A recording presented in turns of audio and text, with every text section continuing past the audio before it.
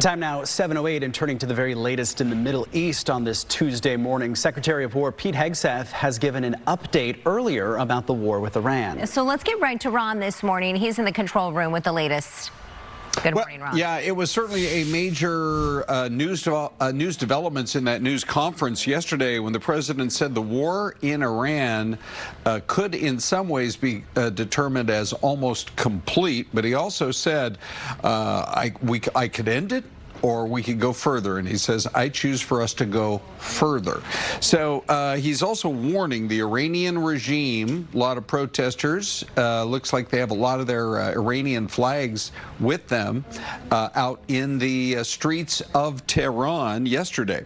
So he's telling the regime, do not disrupt the flow of oil through the Strait of Hormuz, and that the U.S. might take it over and use our military assets to provide safe passage for tankers in that strait. So Mujtaba Khamenei would appear to be a continuation of the hardline regime. That's who the council there in Iran picked. President Trump also telling reporters that the war, for the most part, could be over when he so chooses. Speaking of the Pentagon this morning, Pete Hegseth said this will go on as long as it takes.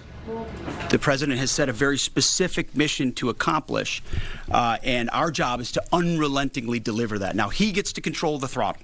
He's the one deciding, he's the one elected on behalf of the American people when we're achieving those particular objectives. And so it's not for me to posit whether it's the beginning, the middle, or the end. That's his, and he'll continue to communicate that. And though the secretary did say the president will determine how much longer the war will last, then he said, I'm not going to provide any kind of a timeline. Hegseth also told reporters that today would mark the most intense of all days so far in U.S. strikes in Iran to date. Also, he said, pointing out that Iran's response each day seems to be more and more tepid. They are not firing the number of missiles they did in the first few days of the conflict. Guys.